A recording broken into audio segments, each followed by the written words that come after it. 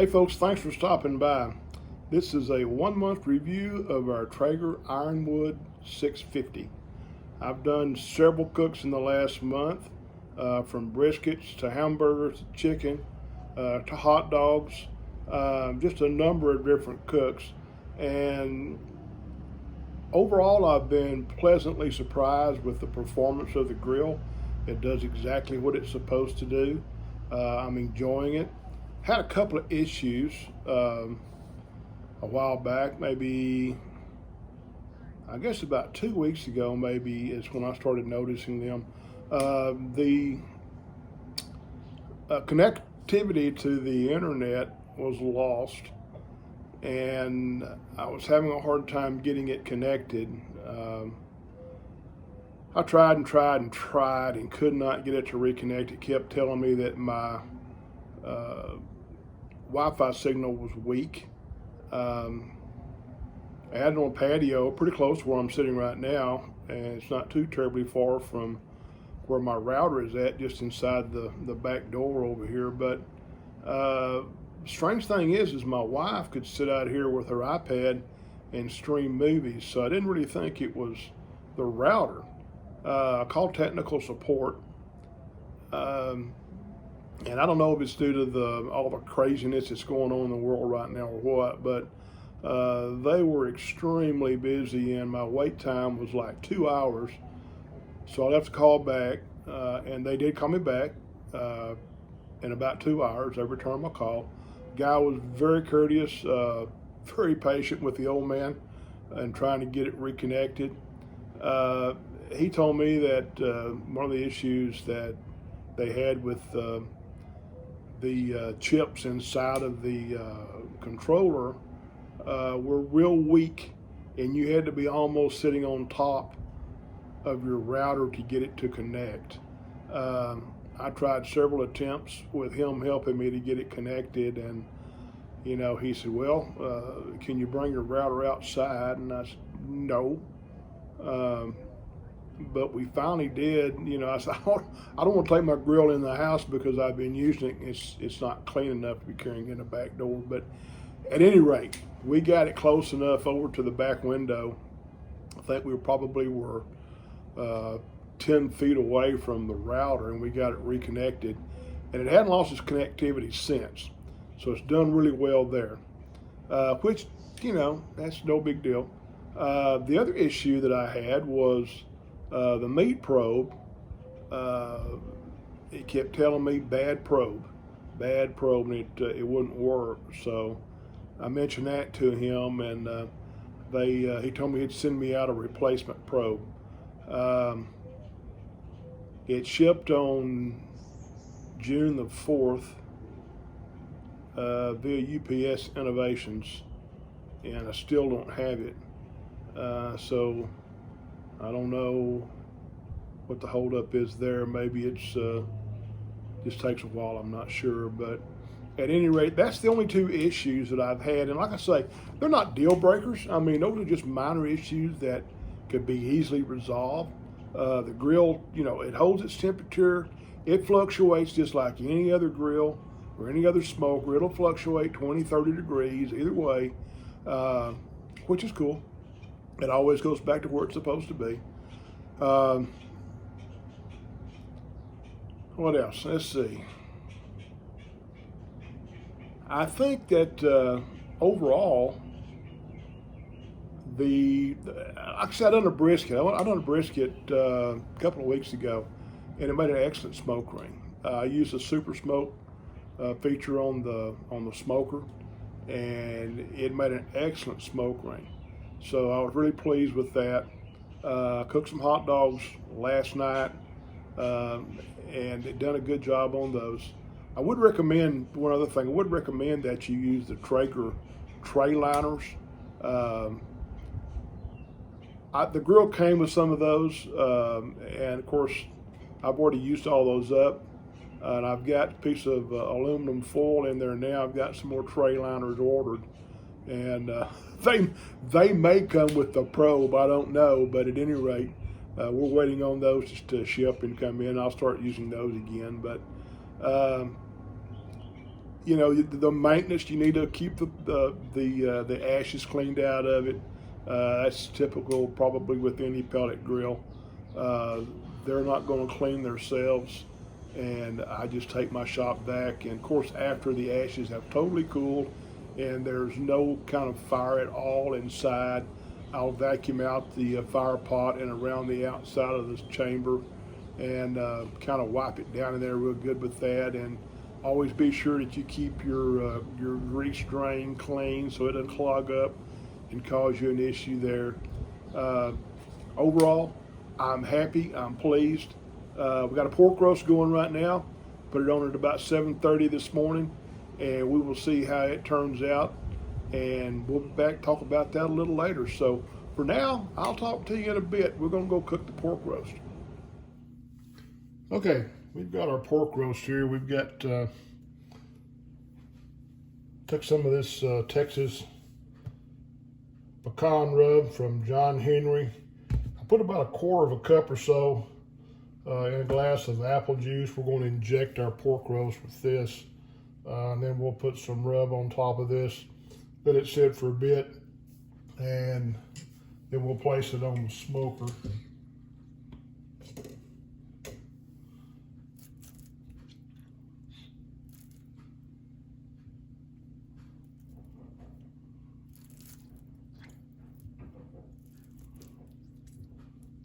Finding a bone in there.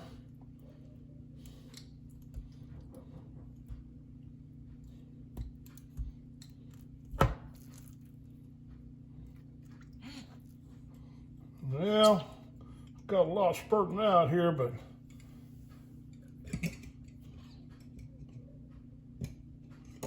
we'll get this dude injected up the best we can.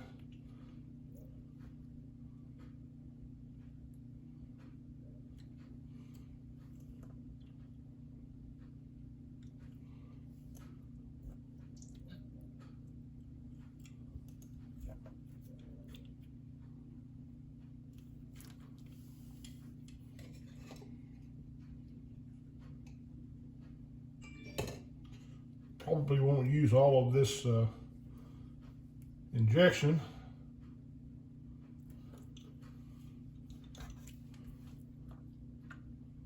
But we'll use quite a bit of it.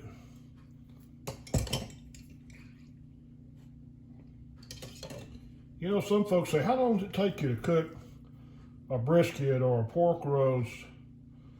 And you know, you kind of give an idea, but it really depends on the conditions, a piece of meat. You don't cook it, or I don't really cook it for so many hours. I cook it until it reaches a temperature that I want it to be at, which on a brisket or a pork roast is about 205 or so. Get around this bone this way on this side. I'm gonna turn this little dude over. Try to inject some from the other side. We're getting to the tricky part here. But I got tricks of my own. You get the glass so low and the injector, or my injector, won't pick it all up. I've got 3 injection ports here, and sometimes the top one doesn't quite get down into the solution, so it, as I like to say, sucks wind. Have you ever sucked wind before? And you can see when you inject how it kind of will explode the meat up a bit. We got quite a bit of solution in this. I think maybe, you know, we got a little bit on that round. We're gonna call that good. We got a little bit left there, and that's okay. Rinse my hands off quickly.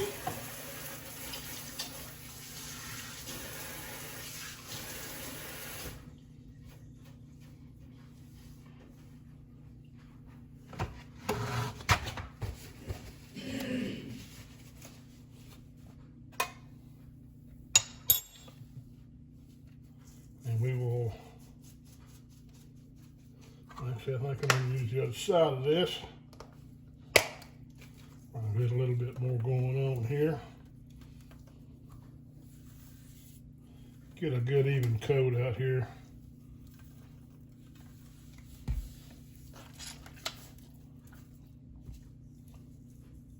Get all sides when you're putting your rub on. Ends, the sides, the back.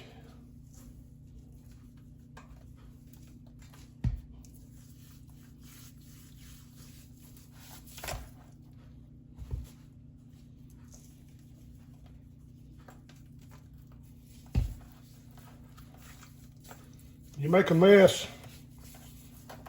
it's the only way to do it. I'm gonna have to kind of rinse my bottle off here when I get through, but I'm gonna have rub all over the place.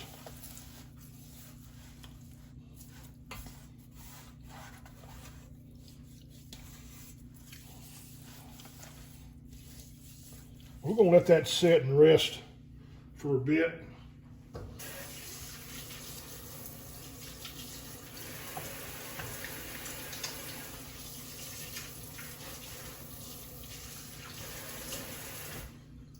I'm going to start this off at 225 on super smoke.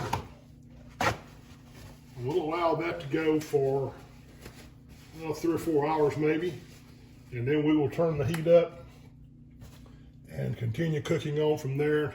And I will use my thermometer to monitor the temp of the pork roast, and we'll check it periodically. So stay with us, and we'll be back soon. Okay, we got our temperature set at 225, and it runs, it'll bounce kind of over and under a little bit, but for the most part, it'll stay right at 225. At this point, I'm gonna hit this super smoke button, and it says super smoke is on.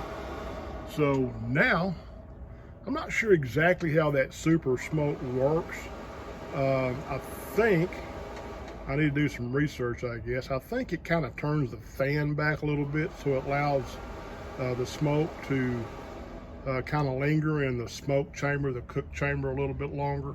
But at any rate, I can tell a difference in it. So we're going to go ahead. I'm going to set the camera down now, and I'm going to stick my pork roast on there. I'm using a Texas, or the Traeger Gourmet Blend pellets. Bought these at Costco, and it has 3 different flavors of pellets. It has the maple, the hickory, and the cherry. It works pretty good. Also, it's a 33-pound bag. Has a Ziploc top on it, which I like. It really comes in handy. But anyway, I'm going to put the camera down now and stick this pork roast on the smoker, and we'll check back with it in a bit. Okay, we are about 7 hours in. We're 168, pretty much the stall. Let's take a look at what's looking good. I'm going to give it a spritz with some apple juice. We will continue to cook this dude until it reaches 200, 205, something like that. So we'll put the lid back down and put it back to bed. Well, this little dude stayed on the smoker for about 12 hours. Finally got it to 200 degrees, and we're going to start pulling this dude apart. See what I'm going to do. It's still pretty hot. Try to ease some of the fat cap off the top here.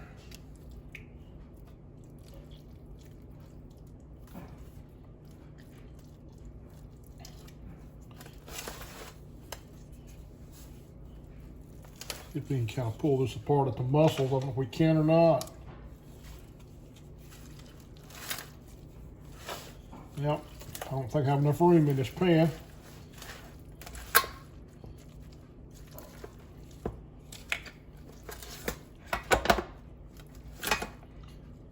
That one's nice and hot.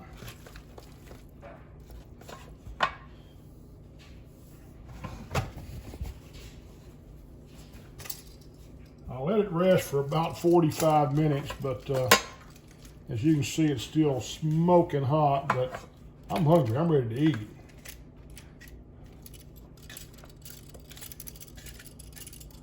And this looks delicious.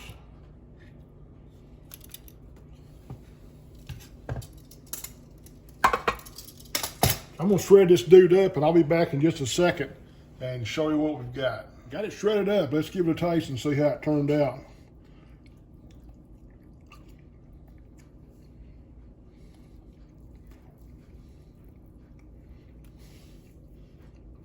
Man, that's good. Tender, flavorful, moist, all the above. I'm gonna build a sandwich and eat dinner because I am hungry.